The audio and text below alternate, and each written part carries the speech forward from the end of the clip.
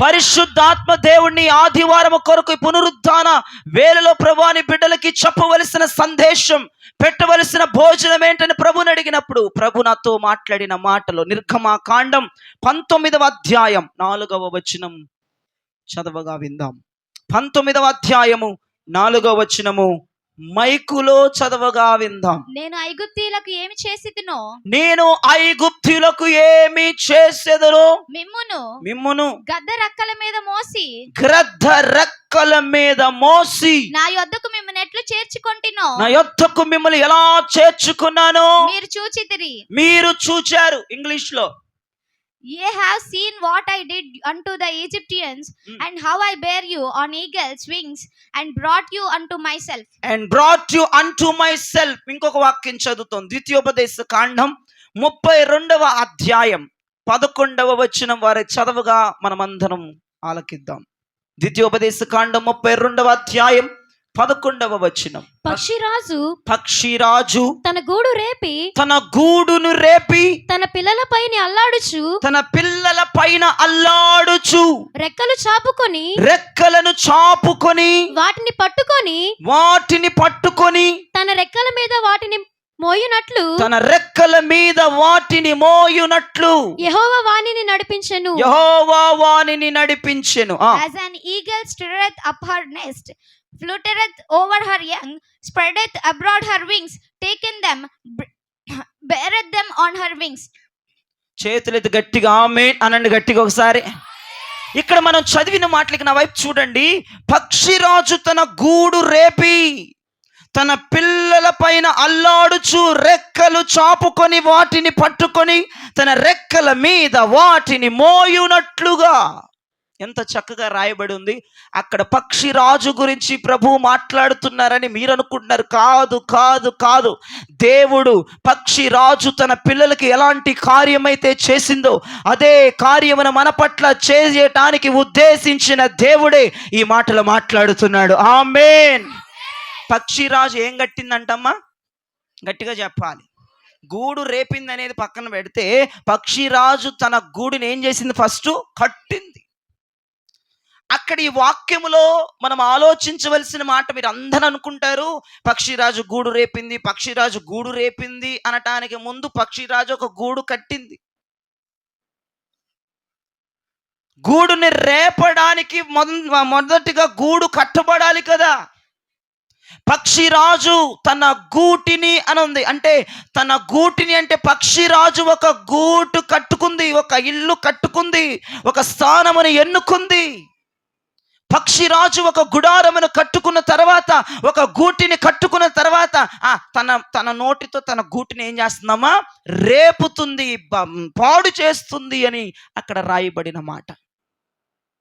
పక్షిరాజు తన చేతులతో నిర్మించిన ఆ యొక్క కట్టడ, పక్షిరాజు తన చేతులతో నిర్మించిన గృహాన్ని, పక్షిరాజు తన చేతులతో వర్షమునకు తడవకుండా ఎండకుండా ఉండాలని ఒక ప్రత్యేకమైన గూడు కట్టుకున్న పక్షిరాజు తన చేతులతో తానే ఇప్పుడు రేపే వేయటం, తన చేతులతో తానే ఇప్పుడు పాడు చేయటం మనం చూస్తున్నాం. ప్రభు అంటాడు, పక్షిరాజు తన గూటిని ఎలాగైతే రేపిందో, ఎలాగైతే పక్షిరాజు తన చేతులతో కట్టుకున్న గూటిని తనే పాడు చేసి తన పిల్లలను రేపిందో, ఆ కార్యము నేను నీ పట్ల నేను చేస్తున్నానని ప్రభు మాట్లాడుతున్నాడు. గట్టిగా ఆమేన్ అనండి, గట్టిగా ఆమేన్ అనండి. అక్కడ పక్షిరాజు గురించి మాట్లాడుతూనే ప్రభువు తన ప్రజలను బట్టి ఉద్దేశించి పక్షిరాజుని ఈ ఉదయం ఆయన పరిచయం చేస్తున్నాడు. పక్షిరాజు గూడు కట్టుకుంది అనగా దేవుడు కూడా మనందరినీ కట్టి ఉన్నాడు. ఆమేన్ చెప్పండి. దేవుడు కూడా మంచి ఆశీర్వాదములిచ్చి, మంచి ఈవులనిచ్చి, మంచి బలమునిచ్చి, మంచి శక్తినిచ్చి సంఘమును ఆయన కడుతూ ఉన్నాడు, సంఘమును సిద్ధపరుస్తూ ఉన్నాడు, సంఘమును ఆశీర్వదిస్తూ ఉన్నాడు, సంఘమును దీవిస్తూ ఉన్నాడు, సంఘమును అభిషేకిస్తూ ఉన్నాడు, సంఘమును బలపరుస్తూ ఉన్నాడు, సంఘమును స్థిరపరుస్తూ ఉన్నాడు. ఇప్పుడు ఇక్కడ ట్విస్ట్ ఏంటో చెప్పనా పక్షిరాజు అనగా యేసు ప్రభువులోకి వచ్చేద్దాం. ఇప్పుడు పక్షిరాజు మాట్లాడొద్దు.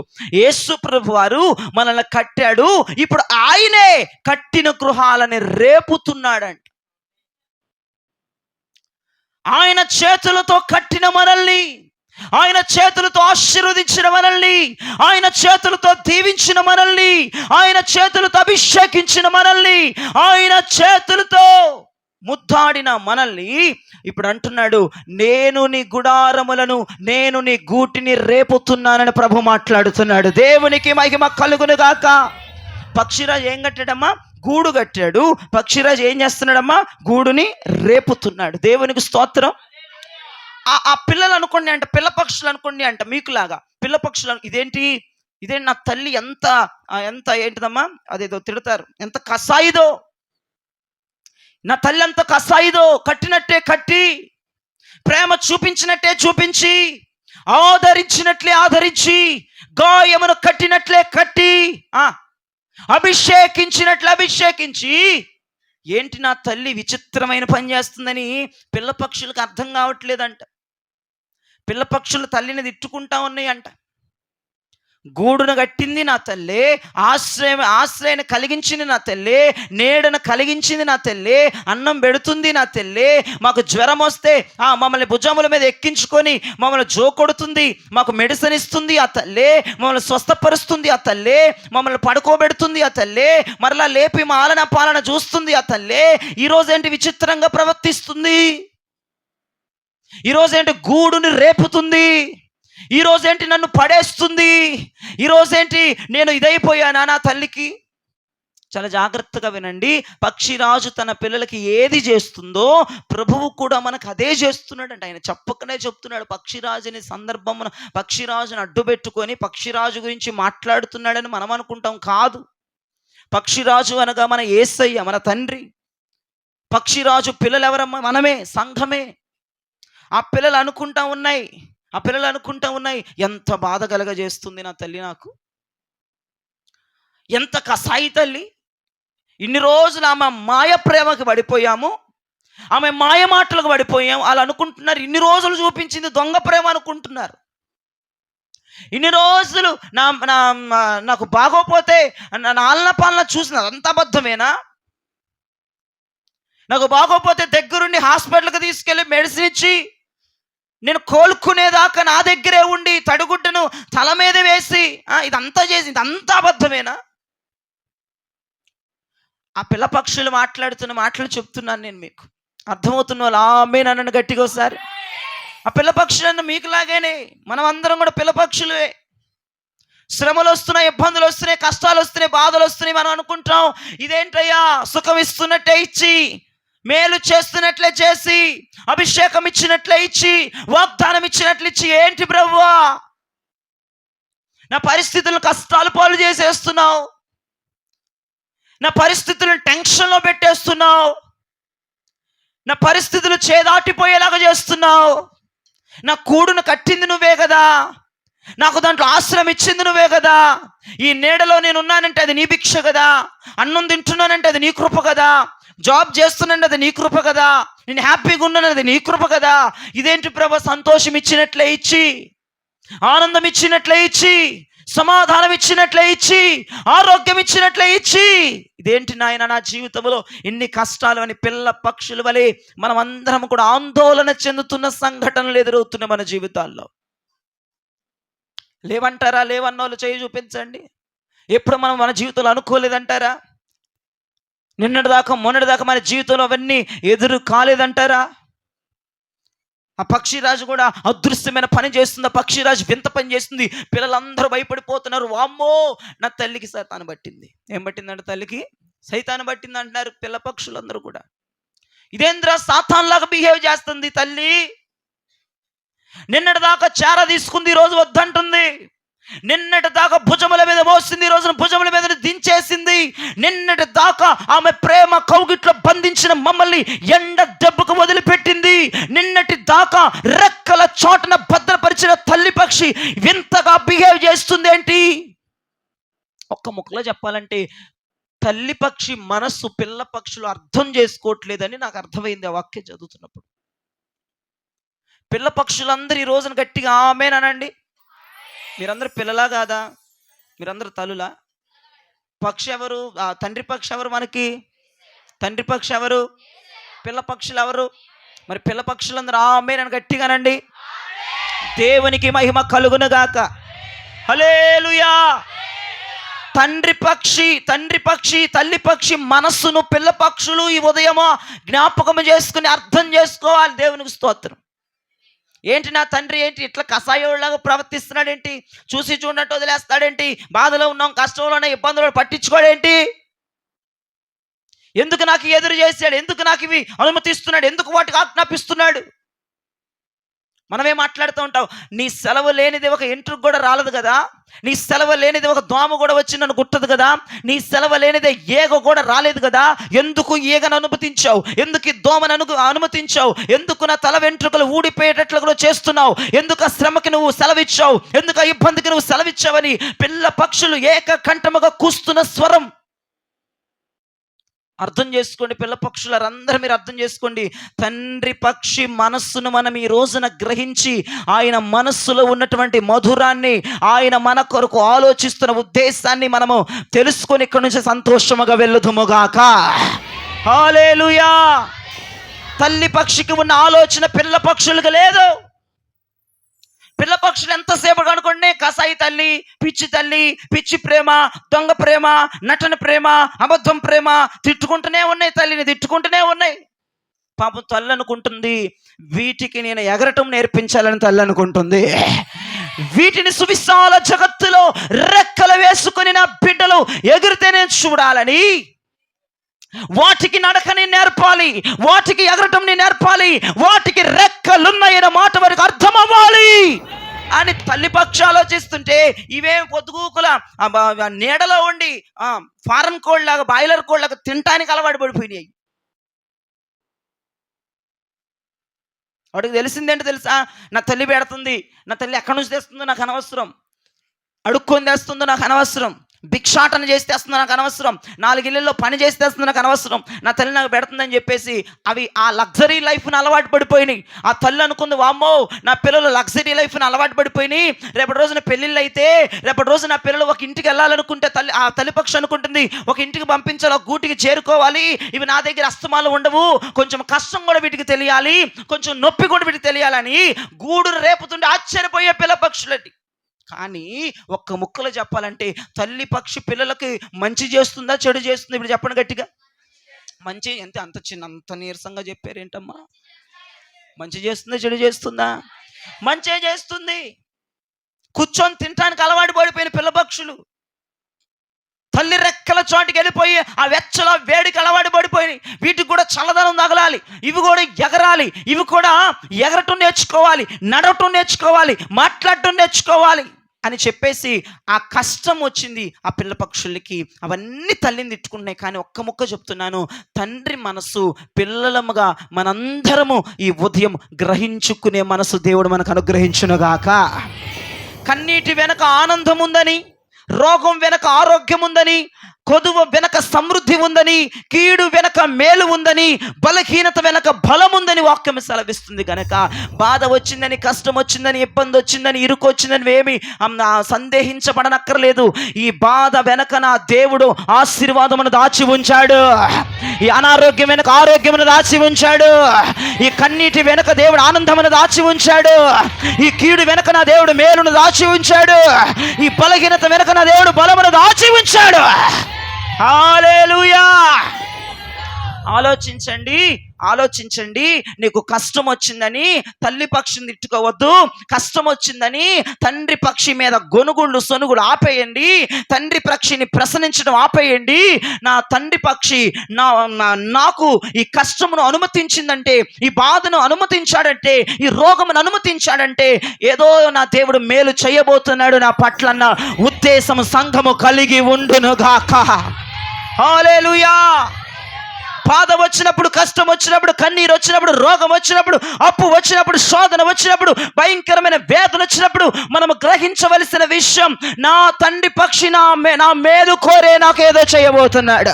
నాకు మేలును దాచి ఉంచాడు తండ్రి పక్షి. కొదువ లేకుండా సమృద్ధిని దాచి ఉంచాడు తండ్రి పక్షి. ఆ ఉద్దేశంలోనికి సంఘం వెళ్ళిపోవాలి. ఆ ఉద్దేశంలోనికి సంఘం పరిగెత్తాలి. ఆ ఉద్దేశముగా సంఘము గెంతులు వేయాలి. ఆ ఉద్దేశమును పట్టుకొని సంఘము కేకలు వేస్తూ ప్రభుని ఆరాధన చేయాలి. హల్లెలూయా, హల్లెలూయా. ప్రభువు తన కార్యాలను కొంతమందికి బయలుపరుస్తాడు, కొంతమందికి బయలుపరచు. ప్రభు తన కార్యాలు కొంతమందికి బయలుపరుస్తాడు. ఎందుకు ఈ శ్రమలు వచ్చినాయి, ఎందుకు ఇబ్బందులు వచ్చినాయి కొంతమందికే చెప్తాడు, అందరికీ చెప్పడంట. వినండి చాలా జాగ్రత్తగా. అందరికీ చెప్పడు. నువ్వు అనుకుంటావు తల్లి పక్షి నా పిల్ల పక్షులు తిట్టుకున్నట్లుగానే అసలు ఏంటి సడన్గా వచ్చేసిందండి బాధ, సడన్గా వచ్చేసిందండి ఇబ్బంది, సడన్గా వచ్చేసిందండి రోగం అనుకొని ఏదో గొనుగుళ్ళు సొనుగుళ్ళతోనూ ఏదో కాలక్షేపం చేస్తూ ఉంటావు నీ జీవితాన్ని. కొంతమంది క్లియర్గా అర్థమైపోద్ది బాధలు ఎందుకు వచ్చినాయి, శ్రమలు ఎందుకు వచ్చినాయి, ఇబ్బందులు ఎందుకు వచ్చినాయి. నా దేవుడు కొంతమందికి తెలియజేస్తాడు, కొంతమందికి మరుగు చేసి ఉంచుతాడు. నీకు తెలిసినా తెలియకపోయినా నా దేవుడు నీ శ్రమల్లో అద్భుతమైన మేలును ఆయన చేసే దేవుడై ఉన్నాడు. హల్లెలూయా. ఆయన కొంతమందికి ఎందుకు ఈ శ్రమలు వచ్చినాయి, ఎందుకు ఈ బాధలు వచ్చినాయి చెప్పి నడిపిస్తాడు, కొంతమందికి చెప్పకుండా నడిపిస్తాడు. ఈ మార్గంలో, ఈ ముళ్ళ మార్గంలో నిన్ను ఎందుకు నడిపిస్తున్నానో కొంతమందికి చెప్తాడు, కొంతమందికి ముళ్ళ మార్గంలో ఎందుకు నడుస్తున్నారో వారికి అర్థం కాదు. కొంతమంది వెంటనే, నేను చాలా మందిని అడిగామా ఎందుకు వచ్చిందా మీ బాధ అంటే కొంతమంది వెంటనే ఆన్సర్ ఇచ్చేస్తారు. కొంతమందికి తెలుసు ఈ ముళ్ళ మార్గం దేవుడు ఎందుకు పెట్టాడు, ఈ మార్గంలో దేవుడు ఎందుకు నడిపిస్తున్నాడు పిల్ల పక్షులన్నిటినీ కొంతమంది చెప్తారు. కొంతమందికి ఏమో అయ్యగారు నాకే అర్థం కావట్లేదు, ప్రార్థన చేసి చెప్పండి అంటారు. నీకు చెప్పి నడిపించినా చెప్పకుండా నడిపించినా నా దేవుడు ఖచ్చితంగా నీ పట్ల గొప్ప ఉద్దేశాన్ని కలిగి ఉండే నడిపిస్తున్నాడు. ఈ శ్రమల మార్గంలో ఎందుకు వెళ్తున్నావు నీకు తెలుసు, ఈ శ్రమల మార్గంలో ఎందుకు నీకు తెలియదు. వీళ్ళకి తెలుసు, నీకు తెలియదు, ఏమైనా పర్లా, నీకు తెలియకపోయినా పర్లా, కానీ గొప్ప ఉద్దేశాన్ని కలిగించే ఆ ముళ్ళ మార్గంలోనికి నా దేవుడు నీకు రహదారిని ఏర్పాటు చేశాడు. ఆ ముళ్ళ మార్గంలో నడవటానికి నీకు రీజన్ తెలుసు, ఆ ముళ్ళ మార్గంలో నడవటానికి నీకు రీజన్ తెలియదు, నీకు తెలియపోయినా పర్లేదు, కానీ గొప్ప ఉద్దేశం, గొప్ప ప్రణాళిక, గొప్ప మేలు, గొప్ప అత్యంతమైనటువంటి ఉద్దేశాన్ని, ఒక భావనను కలిగి నా దేవుడు ఆ మార్గములో మనల్ని నడిపించబోతున్నాడు. ఆయన నడిపిస్తూ ఉన్నాడు. హల్లెలూయా. ఇశ్రాయేలు ప్రజల్ని వాగ్దాన దేశానికి నడిపిస్తున్న దేవుడు ఎటువైపుగా నడిపించాలి, ఉత్తరము వైపుగా నడిపించాడు. కానీ వాళ్ళు ఎటు వెళ్తున్నారు, ఆపోజిట్ చెప్పండి. ఉత్తరానికి ఆపోజిట్ ఏమా, అది మీరు వెంటనే కనుక్కోవాలి. దేవునికి స్తోత్రం చెప్పండి. వెంటనే మైండ్, మొన్న ఏం చెప్పాను నేను, ఆదివారం శుక్రవారం అయ్యగారు ఈట చూపిస్తున్నప్పుడు గ్రీన్ సిగ్నల్ చెప్పేయాలి. కొంతమంది బుర్రలేంటో ఎలగట్లేదు.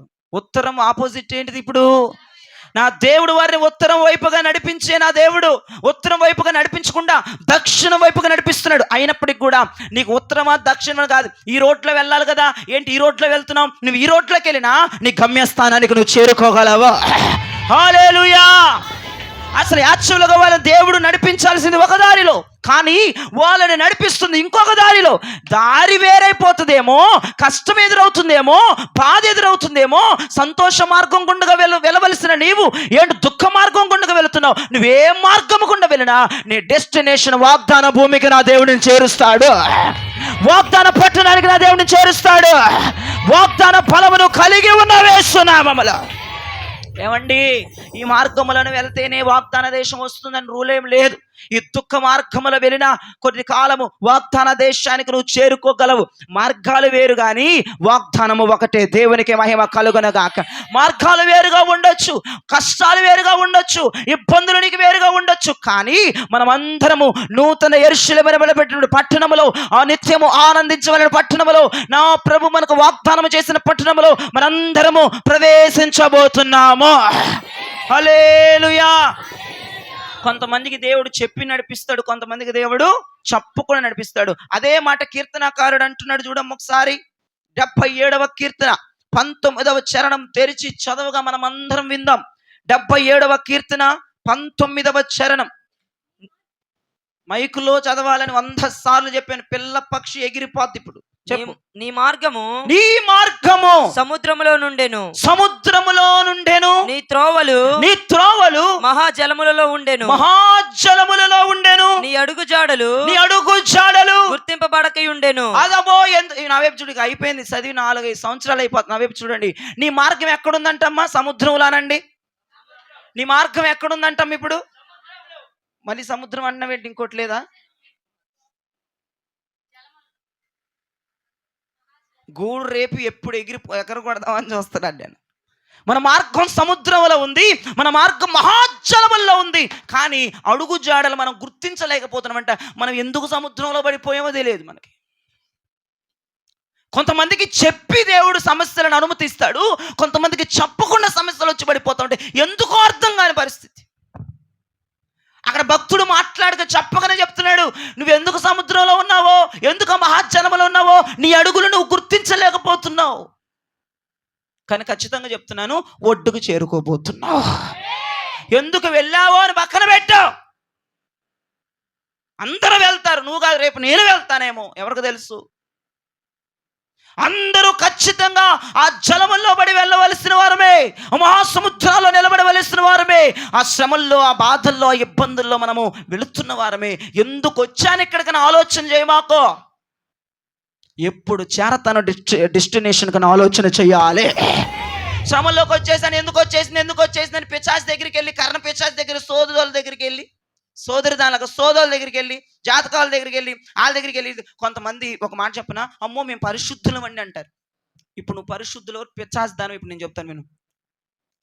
ఓకే, మా హిందూస్ సోది చేయించుకుంటారు, జాతకం చెప్పించుకున్నారు. మనలో కూడా ఉన్నారు, మనలో కూడా హిందూ పాస్టర్లు ఉన్నారు. ఎవరమ్మా? గట్టిగా చెప్పరే. పూజలో ఉన్నారు మనలో కూడా. ఎవరో తెలుసా? వాళ్ళు యాడ్లు ఇచ్చుకుంటా, మా వద్దకు రండి, ఎందుకు మీకు గర్భఫలం రాలేదు మేము చెబుతాం, మా వద్దకు రండి అంటాడు. వాడు సోది చెప్పేవాడు. ఈ సోదరు మావాడు సోది చెప్పించుకుని వెళ్తాడు ఇళ్ళకి. ఎంతమంది లేరు దైవజనులు సోది చెప్పేవాళ్ళు? ఎందుకోనయ్యా వస్తా డామును పడిపోయాను. ఎందుకంటావు? వీడు సోది చెప్తాడు. వీడు కళ్ళు మూసుకొని సోది ఎందుకు పడ్డాడో, లెఫ్ట్న ఒక బండరాయి ఉంది, నువ్వు చూసుకెళ్ళి బండరాయి మీద బండి ఎక్కేసింది కాబట్టి నువ్వు పడ్డావు, ఈసారి ఆ రూట్లోకి రా. ఓకే, దేవుని స్తోత్రం నాయన. మన వాళ్ళు కూడా పూజలలో ఉన్నారా లేదా పాస్టర్లో? హలో, మీరు నమ్మరా? వాళ్ళు బొట్లు పెట్టుకొని చెబుతారు, మన వాళ్ళు బొట్లు లేకుండా చెబుతారు. తేడా ఏముంది? అంటే బుద్ధులు మానండి. దేవునికి స్తోత్రం చెప్పండి. ఎందుకు వచ్చావో పక్కన పెట్టి, రోగం ఎందుకు వచ్చిందో పక్కన పెట్టు, ఈ సమస్య ఎందుకు వచ్చిందో పక్కన పెట్టి, కన్నీరు ఎందుకు వచ్చిందో పక్కన పెట్టు, ఈ మొత్తం పక్కన పెట్టు. ఒకటి వినండి, మా చుట్టాలు మా వదిన గర్భంలో లేదని ఒక ఆమె బందర్లో ఇట్లా జాతకాలు చెప్పిద్దంట. అందరికి తెల్లచీర కట్టుకుని, ఆమె కంటే శనివారం వస్తాడండి పరిశుద్ధాత్మ, రోజు రాడంట. స్తోత్రం. శనివారం పరిశుద్ధాత్ముడు రాడు ఏంటి? అదొక దయ్యం, అది కర్ణపిచ్చి ఆ రోజే వస్తుంది. అమావాస్యకి వస్తున్నట్టు శక్తులన్నీ, అమావాస్య కంట కర్ణపిచ్చాచి శక్తులన్నిటికి భయంకరమైన బలం వచ్చేద్దంట అమావాస్యకి. అందుకే ఎవడు భయపడిపోయి మీ బోటోలు బయటికి వెళ్ళరు, పిల్ల పక్షులన్నీ. అయ్యా నీ రెక్కల కాస్త చాపు నన్ను కప్పుని ప్రార్థన చేసుకుంటూ ఉంటారు ఆ రోజు. దేవునికి స్తోత్రం. పనులకు వెళ్ళే వాళ్ళందరూ చకాచకమని ఇంట్లో పడిపోతారు ఆ రోజు. ఒక ముక్కలో చెప్పండి, బందరులు అంట శనివారమే ఆమె మీద ఆత్మదేవుడు దిగొచ్చి ఆమె బాగా తలస్నానం చేసేసి, ఆ రోజే చేసిద్దంట. మళ్ళీ తలస్నానం రోజు చేయదేక, సోమవారం చేయదు, ఇప్పుడు ఆ శనివారం పూటలే చేసిద్దంట. అక్కడ ఒక మట్టం వేసుకొని కూర్చొని తెల్లచీర కట్టుకొని పరిశుద్ధాత్ముడు దిగొస్తే ముందు కూర్చుంటారంట. ఎందుకు రాలేదు గర్భఫలం అంటే ఏదో చెప్పింది, నువ్వు 7 వారాలు ఇస్తరాకులోనే అన్నం తినాలంతే. ఏ ఆకులో తినాలంటమ్మా? నువ్వు ఇస్తరాకులోనే అన్నం తిను. నువ్వు నేల మీద పడుకుంటే ఇస్తరాకులో అన్నం తింటే రాదు గర్భఫలం. గర్భఫలం యెహోవా ఇచ్చు శ్రేష్టమైన మోకాలు వేస్తే తెల్లార్జున చేతులు ఎత్తే ప్రభు అనుగ్రహిస్తాడు. ఇస్తరాకుల్లో తిని, ఆ ఇస్తరాకులు పనికిమాలని 3వ వారం నేను తీసుకెళ్ళాను, ఎగిరిపోయిన బండి మీద. దేవుని స్తోత్రం. అప్పుడు నాకు తెలియదుగా అమ్మా, ఆ ఇస్తరాకులు, అయ్యా ఇస్తరాకులు కాదు, సారీ అరిటాకుల్లో ఇస్తరాకులు కాదు, సారీ అరిటాకులు మొత్తం 2 వారాలు ఎక్కడున్న అరిటాకులు అన్నీ వాళ్ళ కొంపలోనే ఉన్నాయి. ఇంకా అరిటాకులు దొరకట్లేదు, చెట్లన్నీ కోసేసేసింది 2 వారాల్లో. మొత్తం పూటంతా ఇదేగా, 4 పూటలు తిన్న అరిటాకులో తినాలామా?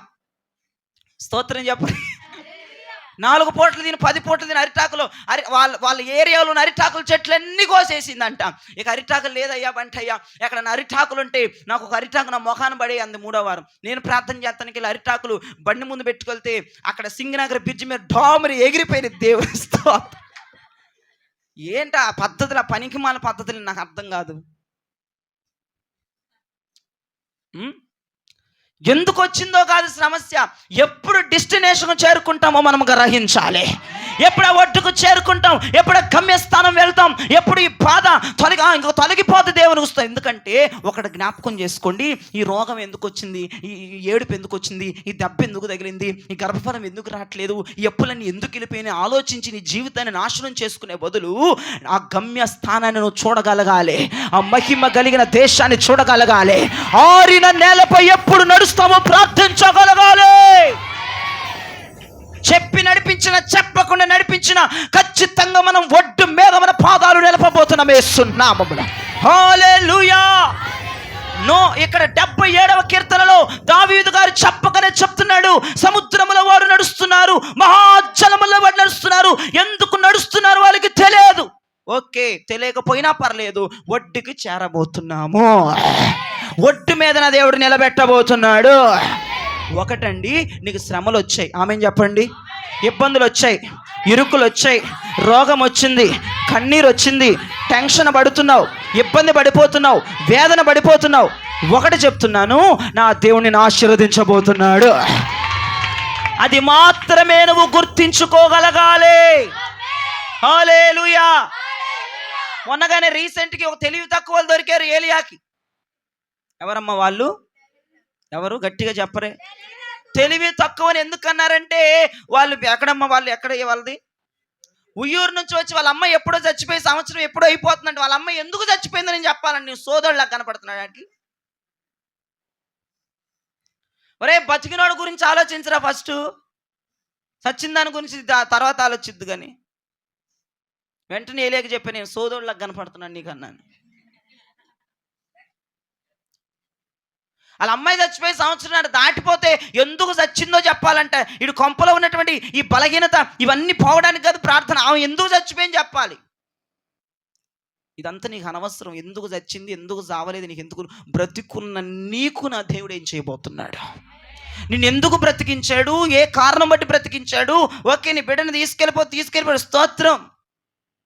ఏదో జరిగింది, తీసుకెళ్ళిపోయాడు. ఇప్పుడు ఉన్న నీ పరిస్థితి ఏంటి? రేపటి రోజున ప్రభు నిన్ను పిలిస్తే నువ్వు ఎలా ప్రభు దగ్గరికి వెళ్ళబోతున్నావు, అది ఆలోచించాలి.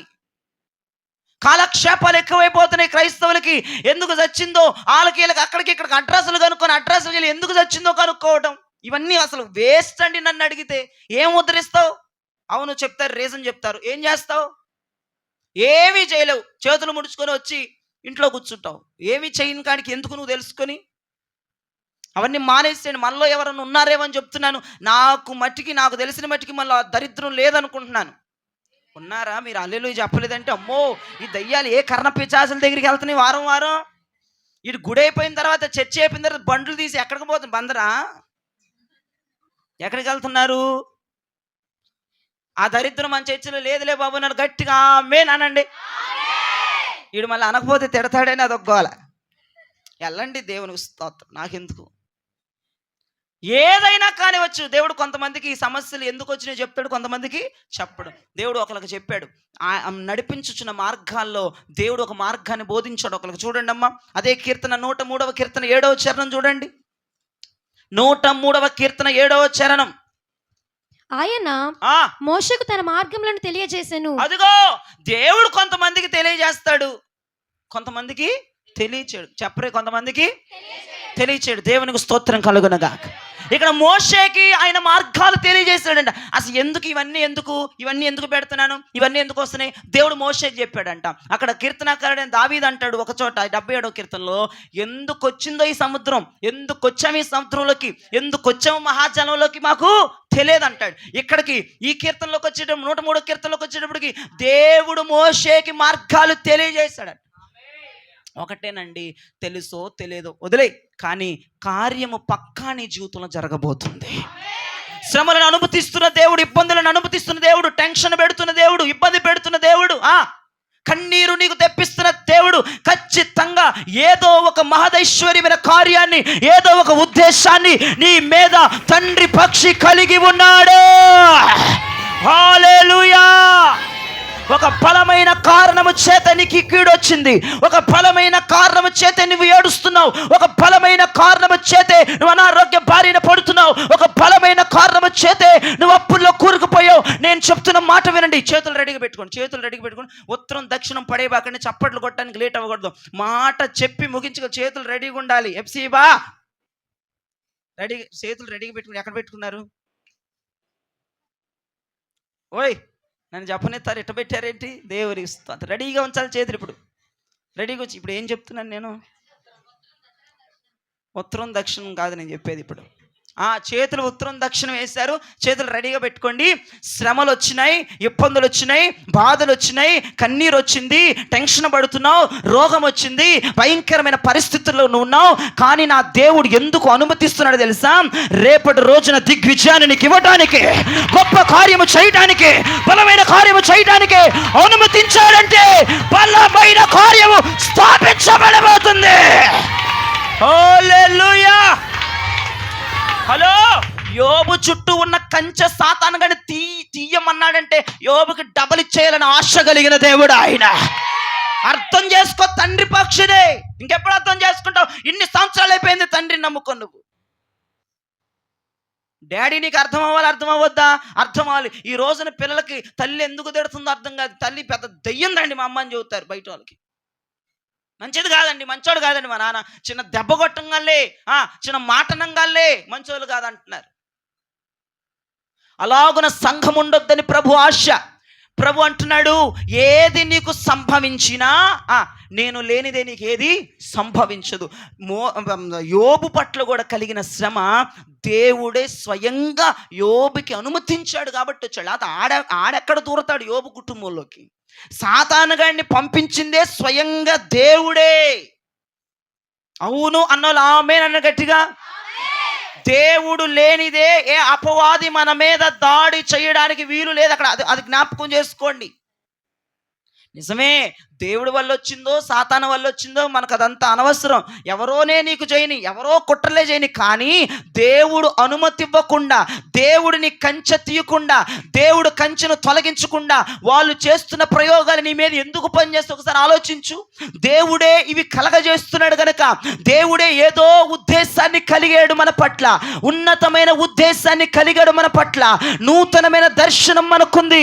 మీరు జ్ఞాపకం చేసుకోండి. వినండి వినండి వినండి. యోబు ఆస్తిని దేవుడు డబల్ చేయాలనుకున్నాడు కాబట్టి యోబుకి ఆ శ్రమలను దేవుడు అనుమతించాడు, ఆ ఇబ్బందులను అనుమతించాడు, ఆ బాధను పెట్టాడు. యోబు ఆస్తి ఒకప్పుడు ఒక వంతు, శ్రమలు వచ్చిన తర్వాత, ఇబ్బంది వచ్చిన తర్వాత, కన్నీరు వచ్చిన తర్వాత యోబు ఆస్తి ఇప్పుడు రెండుగా కనపడుతుంది, డబల్గా కనపడుతుంది.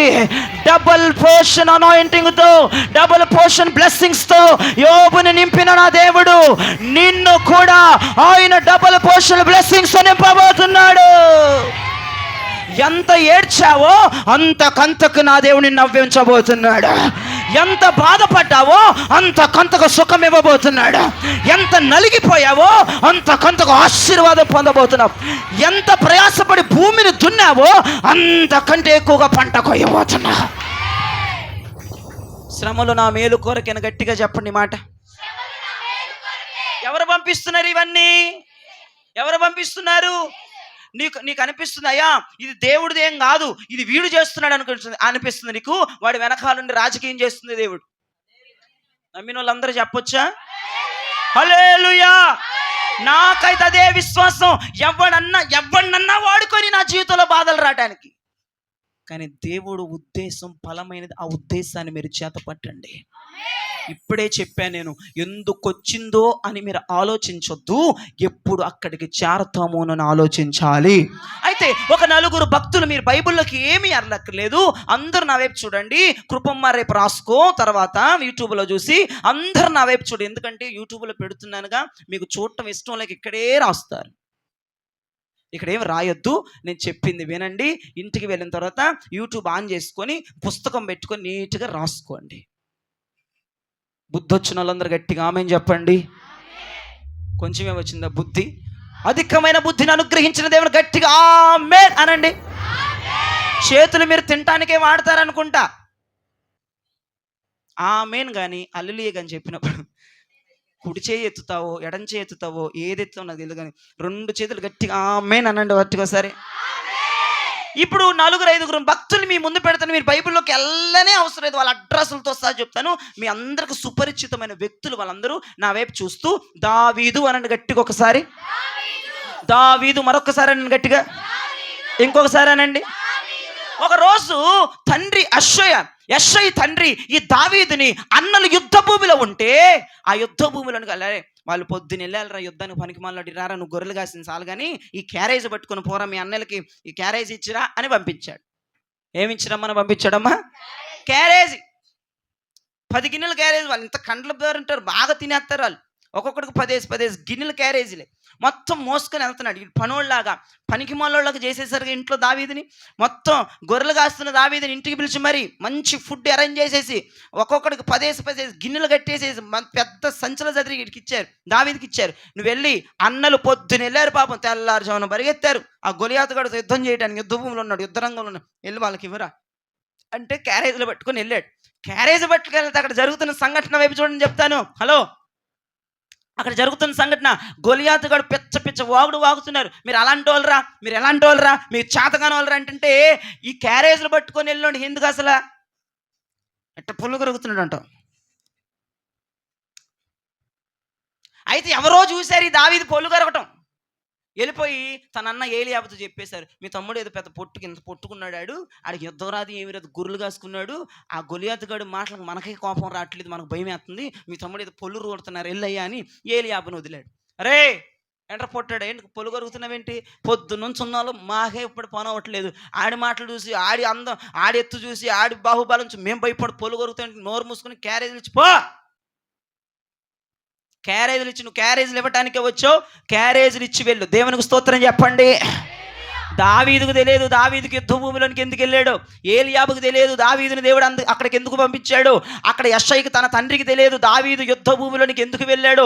క్యారేజీలు ఇవ్వటానికి వెళ్ళాడు అనుకుంటున్నాడు తండ్రి, క్యారేజీలు ఇవ్వటానికి వచ్చాడు అనుకుంటున్నాడు అన్న. కానీ నా దేవుడు గొలియాతు మీద జయమును కలగ చేయటానికి దావీదుని అక్కడికి తీసుకొని వెళ్ళాడు. నేనంటాను, నీకు బాధలు వచ్చినాయి, కష్టం వచ్చింది, నష్టం వచ్చింది, ఎందుకో ఆలోచించొద్దు, అక్కడ ఏదో దేవుడు మేలు చేయబోతున్నాడు. అయితే పొళ్ళు కొరుకుతూ ఉన్నాడు. ఆడి మాటలకి యుద్ధం నేర్పరగలిగిన వాళ్ళు, కండలు తీరిన వాళ్ళు కోపం రాకుండా భయం వేసిపోతాడు. అన్నయ్య గద్దించాడు.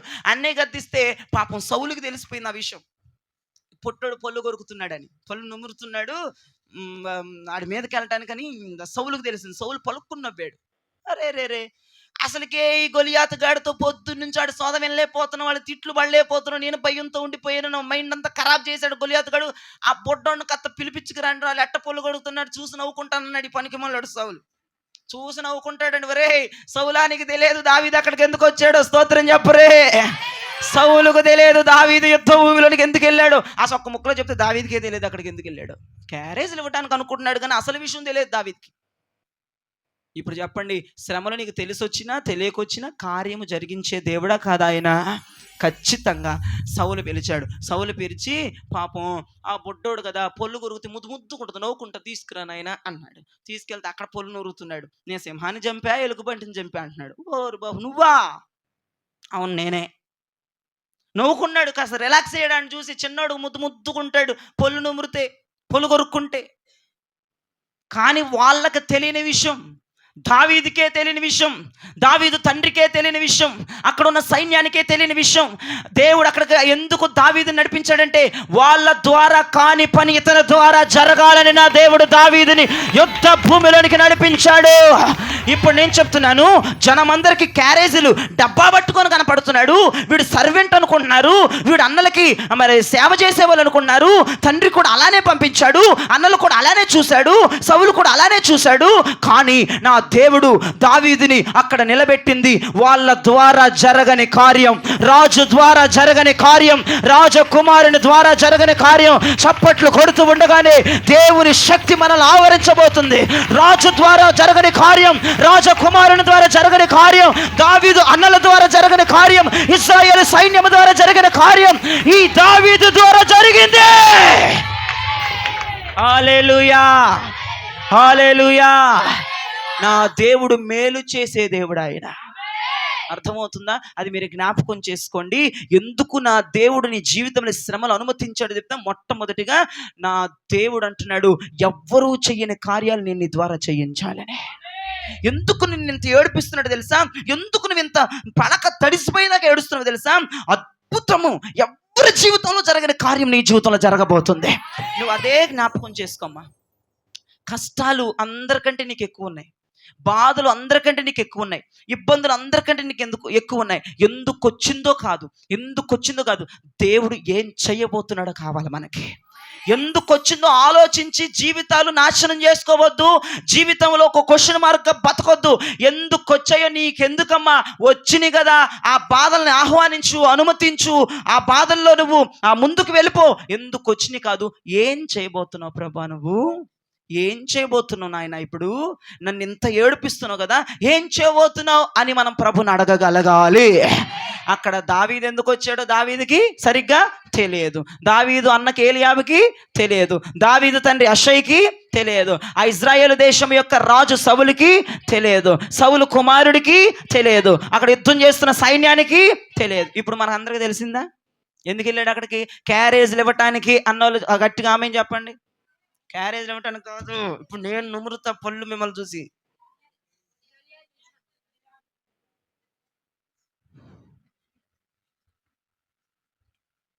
ఎందుకు దేవుడు దావీదుని తీసుకెళ్ళాడు? మీరు కూడా ఏంటి డబ్బా పట్టుకునే వాళ్ళగా చూస్తున్నారు దావీదుని, మామూలుడు అనుకుంటున్నారా? గొల్యాతుని జయించడానికి వెళ్ళాడు, క్యారేజీలు పట్టుకుని చేత్తోని నరికి అవతలేసేసాడు గొల్యాతుని. మామూలుగా లేదు అక్కడ సీన్. అర్థమవుతుందా?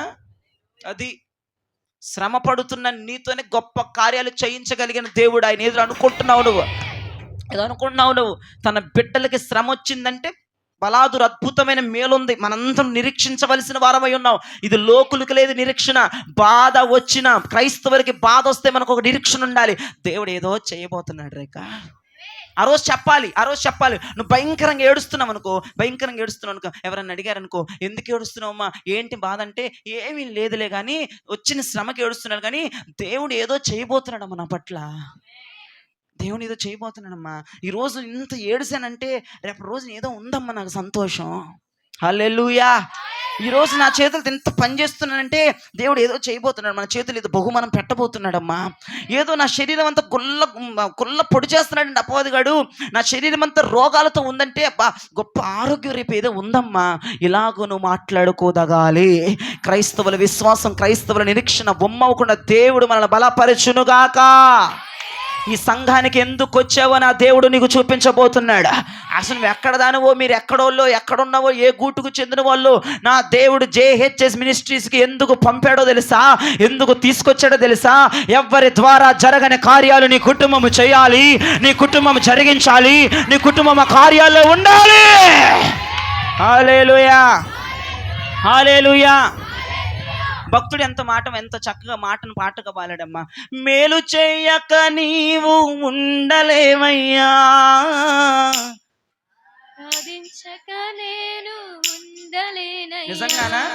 నిజంగా ఆరాధించకుండా ఉండలేవా? మరి ఎందుకు పడుకున్నావు? ఎందుకు మరి ప్రార్థన చేయవలసిన సమయంలో నీ నోరు ఎందుకు మౌనంగా ఉంటుంది? ఈ పాట నీ బ్రతుకులో నిజముగా మారునుగాక. మేలు చెయ్యక నీవు ఉండలేవయ్యా, ఆరాధించక నేను ఉండలేనయ్యా. యేసయ్యా, యేసయ్యా, యేసయ్యా, యేసయ్యా. చెప్పండి. యేసయ్యా, యేసయ్యా, యేసయ్యా,